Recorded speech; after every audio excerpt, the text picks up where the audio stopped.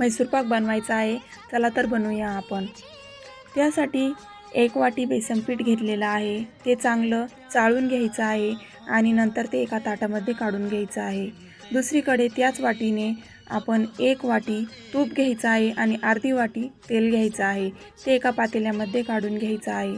त्यानंतर त्याच वाटीने दीड वाटी म्हणजे साखर घ्यायची आहे, जे आपण पाक बनवण्यासाठी घेणार आहे. एका पॅनमध्ये ती काढून घ्यायची आहे.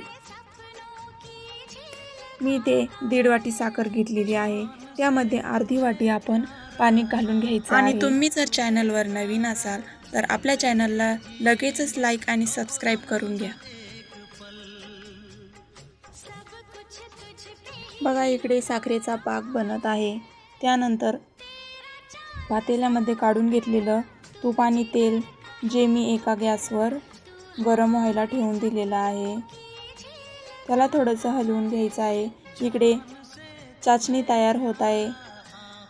छान अशी एकतारी चाचणी झाली की त्यानंतर जे आपण चाळून घेतलेलं बेसन पीठ होतं ते थोडं थोडं करून त्यामध्ये घालून घ्यायचं आहे. बघा, मी यामध्ये ते बेसन पीठ घालून घेतलेलं आहे आणि त्यानंतर त्याला छान असं हलवून घ्यायचं आहे.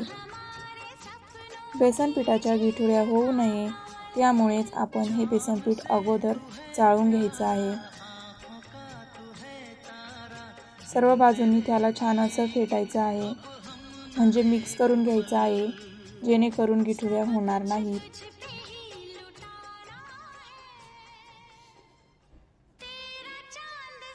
हलवत राहायचं आहे. बघा, इथे ते छान असं मिक्स झालेलं आहे.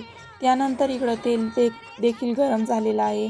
तूप आणि तेल जे आपण थोडं थोडं करून यामध्ये घालून घ्यायचं आहे. सर्व तूप तेल आपण त्यामध्ये घालून घ्यायचं आहे आणि छान असं हलवून घ्यायचं आहे. थोडा वेळ त्याला हलवत राहायचं आहे.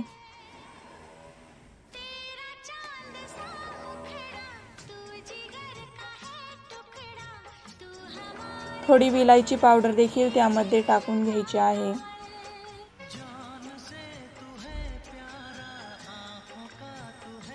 आणि त्याला छान असं हलवलं की थोडंसं दूध त्यामध्ये ॲड करायचं आहे आणि पटकन मिक्स करून लगेचच गॅस बंद करायचा आहे. एका ताटामध्ये हे मिश्रण लगेच टाकून घ्यायचं आहे. ही प्रोसेस फास्ट झाली पाहिजे, कारण ते लगेचच सेट होत असतं. त्याला आपण केक टीनमध्येही काढू शकतो किंवा अशा खोलगट बाउलमध्ये देखील काढू शकतो. मी इथे ताटामध्येच काढून घेतलेला आहे. बघा, गार झालं की त्याचे आपण काप करून घ्यायचे आहेत. मस्त असे पीसेस करून घेतलेले आहे. बघा, छान असा जाळीदार म्हैसूर पाक तयार झालेला आहे. तुम्ही सुद्धा ही रेसिपी नक्की ट्राय करा. खूप सोपी आहे. आणि म्हैसूर पाक तुम्हाला कसा वाटला नक्की कमेंट करून सांगा. तोपर्यंत बाय बाय.